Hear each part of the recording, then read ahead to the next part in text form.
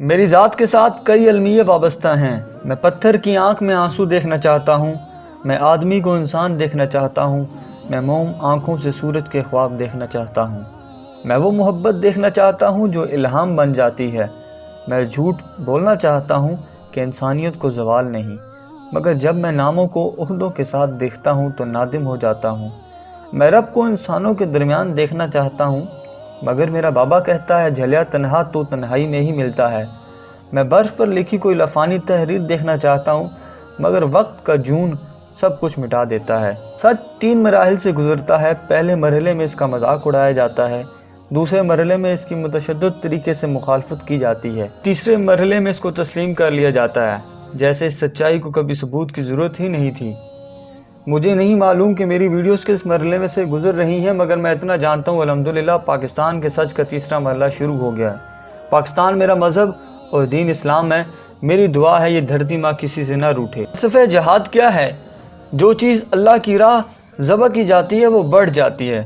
دنیا میں مسلمانوں کی تعداد جو بڑھ رہی ہے اس کے پیچھے فلسفہ جہاد ہی تو ہے، ورنہ جب سے دنیا میں مسلمان آیا ہے، وہ کینیا ہو، فلپائن ہو، ہندوستان ہو، افغانستان ہو، بوسنیا ہو، فلسطین ہو یا عراق، شام ہو یا کوئی بھی مسلمانوں کا ملک ہو، ہر جگہ مسلمان کٹتے ہی تو نظر آ رہے ہیں، مگر اس کی آبادی آج بھی دنیا میں بڑھنے کو ہے۔ اس کی بنیاد اس بات پر ہے کہ وہ اللہ کے لیے جان دیتا ہے۔ جنگ بدر کی بات کریں جس میں مسلمانوں کی تعداد 313 تھی اور آج اربوں ہو چکے ہیں۔ فطرت کا اصول ہے جو چیز اللہ کی راہ میں قربان کی جاتی ہے یا ذبح کی جاتی ہے وہ بڑھ جاتی ہے۔ کیا کبھی کسی نے کتوں کے ریوڑ دیکھے ہیں؟ کتا کبھی ذبح نہیں ہوتا، حالانکہ اس کے تو 10 بچے ہوتے ہیں۔ بکریوں کو دیکھ لیں، بکریوں کے ریوڑ ہوتے ہیں جس کو روزانہ ذبح کر کے کھاتے ہیں۔ لاکھوں بکریاں، گائیں، بھینسیں، بھیڑیں عید پر قربان کی جاتی ہیں صرف اللہ کی خاطر۔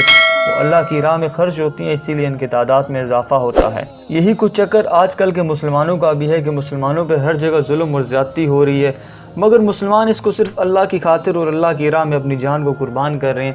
اسی وجہ سے اللہ تعالیٰ مسلمانوں کی تعداد میں دن بدن اضافہ کرتا جا رہا ہے۔ اللہ تعالیٰ سے دعا ہے کہ اللہ تعالیٰ اسلام کی اور پاکستان کی اور مسلمانوں کی حفاظت فرمائے، تاکہ دنیا میں جتنے بھی اسلامی ملک ہیں وہ سب ایک دوسرے کے ساتھ مل کر اسلام کے لیے اور ایک دوسرے کی خاطر مل جل کر کام کر کے ایک دوسرے کو سپورٹ کر کے ترقی حاصل کریں۔ اللہ تعالیٰ اسلام کا اور پاکستان کا حامی و ناصر ہو۔ السلام علیکم۔